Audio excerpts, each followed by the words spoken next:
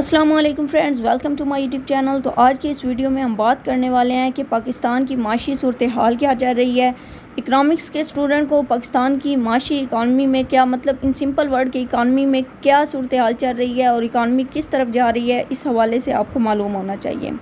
So anyway, आज की इस वीडियो में हम 3 इंपॉर्टेंट क्वेश्चन पर डिस्कशन करेंगे, जिसमें पहला क्वेश्चन है कि पाकिस्तान दुनिया का सस्ता तरीन मुल्क किस तरह बन सकता है। पाकिस्तान का बजट 24-23 में ऐसी क्या चीज़ें हैं जो IMF के बगैर पूरी नहीं हो सकती, और क्या वाकई माशी तरक्की के लिए इस्तेकाम ज़रूरी होता है।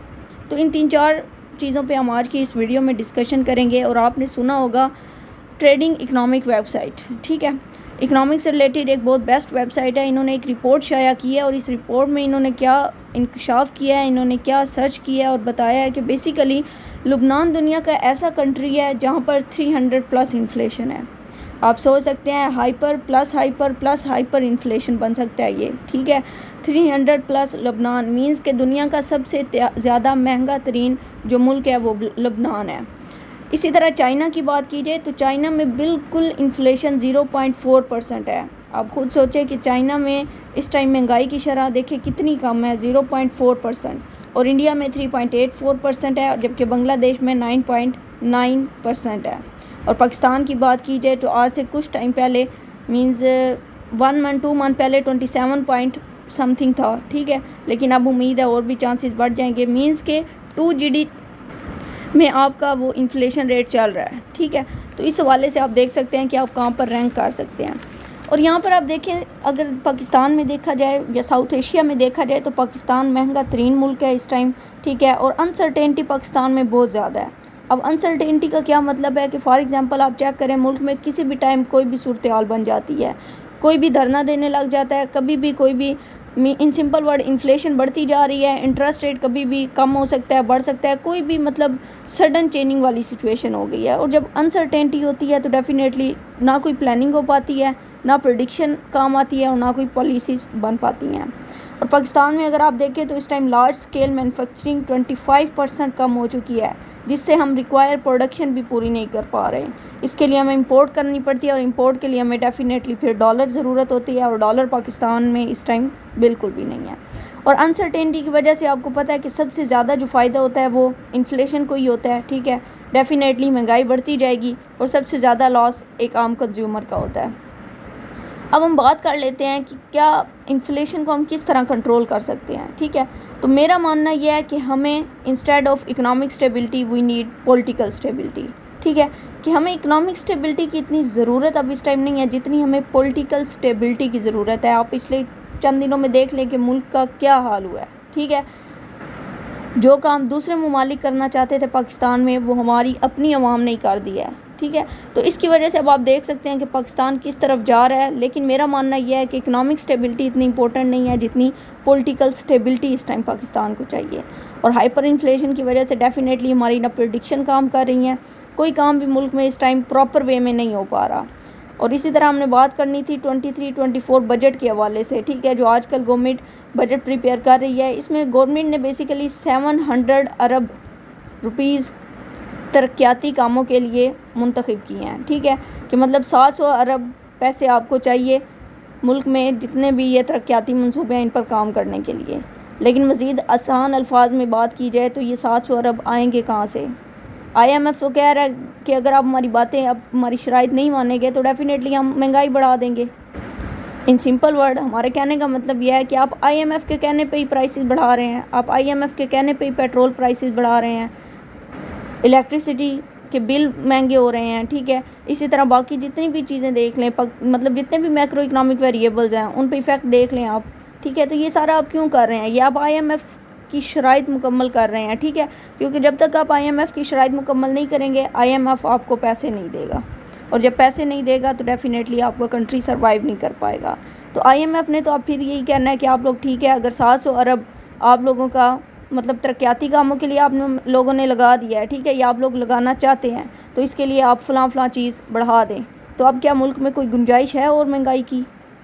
तो इन सिंपल वर्ड आप ये सोचें कि IMF आपसे ये कहना चाह रहा है कि आप तरक्याती काम रोक दें, ठीक है, क्योंकि अगर आपने तरक्याती कामों पर इतना लगाना है पैसा तो आप बाकी चीज़ों को महंगा करें। जब तक बाकी चीज़ों को महंगा नहीं करेंगे IMF आपके साथ मुआहिदा नहीं करेगा। تو وہ معاہدہ نہ کرنے کا کیا پرپز ہے کہ آپ اپنے ترقیاتی کام ہی روک دیں، آپ گرو ہی نہ کر پائیں۔ خیر یہ تو ہو گئے ہمارے 2 بیسک کوسچن۔ اب ہم سب سے امپورٹنٹ کوسچن کی طرف آتے ہیں کہ کیا ملک میں معاشی ترقی کے لیے استحکام ضروری ہے؟ کیا واقعی یہ ضروری ہے کہ احتجاج جو بھی ہے وہ پرتشدد ہونا چاہیے یا پرامن ہونا چاہیے؟ ٹھیک ہے، اگر آپ اکنامکس کے اسٹوڈنٹ ہیں تو آپ یہ جان سکتے ہیں کہ میکرو اکنامکس میں کوئی بھی ایک ویریبل چینج ہوتا ہے تو وہ پوری اکانومی کو افیکٹ کرتا ہے۔ ایسا نہیں ہے کہ کوئی ایک ویریبل چینج ہو رہا ہے تو وہ دوسرے ویریبل کو افیکٹ کرے گا، بلکہ وہ پوری اکانومی کی افیکٹ کرتا ہے۔ اور اگر احتجاج کی بات کی جائے تو ڈیفینیٹلی وہ کنزیومر کا رائٹ ہے، ٹھیک ہے، لوگوں کا ایک رائٹ ہے، ڈیموکریٹک رائٹ ہے، آپ کو وہ کرنا چاہیے۔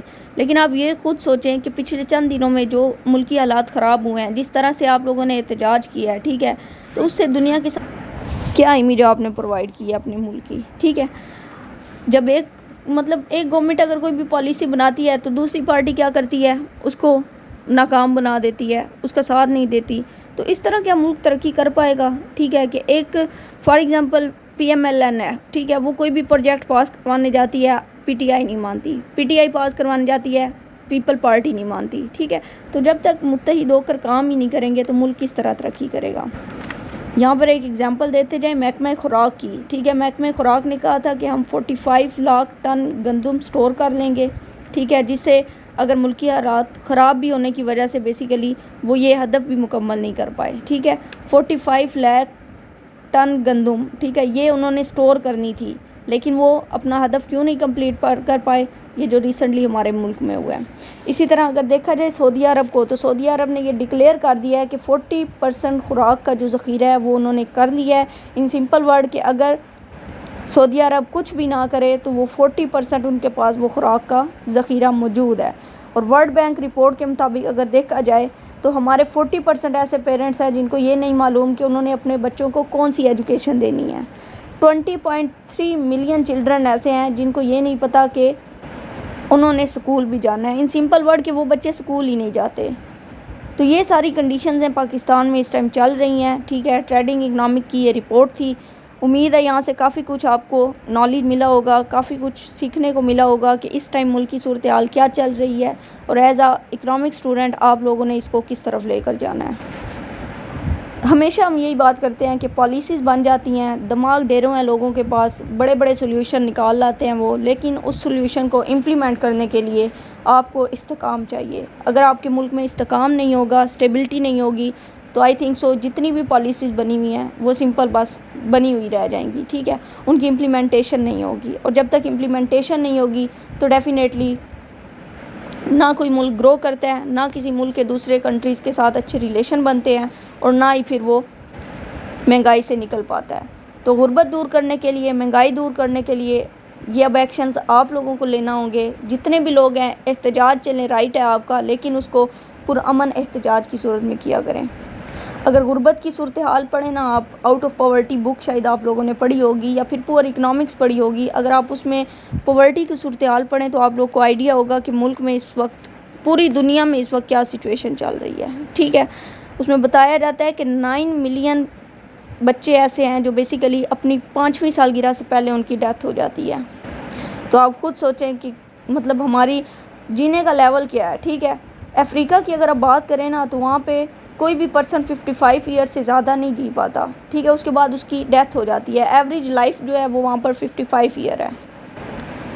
تو ان سب چیزوں کو اگر آپ کمپیریزن کریں اور ان سب چیزوں کو اگر دیکھ کر اور پھر پراپر چلیں، پالیسیز بھی بن گئی، لیکن جب تک وہی بات ہے امپلیمنٹ نہیں ہوگا ملک ترقی نہیں کر پائے گا، ٹھیک ہے۔ تو کوشش کریں کہ اسٹیبلٹی، مطلب ملک میں اسٹیبلٹی رکھیں، ٹھیک ہے، اپنے آپ میں اسٹیبلٹی رکھیں، جو بھی کریں پاکستان کے لیے کریں۔ As a economic student definitely آپ کو اکانومی کے لیے ورک کرنا ہوگا۔ اگر آپ اتنی کوالیفیکیشن ہائی لے رہے ہیں تو اس کے لیے کچھ نہ کچھ رول آپ لوگ کو دینا ہوگا۔ تو امید ہے یہ ویڈیو پسند آئی ہوگی۔ Thanks for watching. ویڈیو پسند آئی ہے تو ویڈیو کو لائک، شیئر، سبسکرائب ضرور کیجیے گا۔ آنے والی ویڈیوز بھی آپ کو اسی طرح انشاءاللہ انفارمیٹیو ملیں گی۔ Thanks for watching. اللہ حافظ۔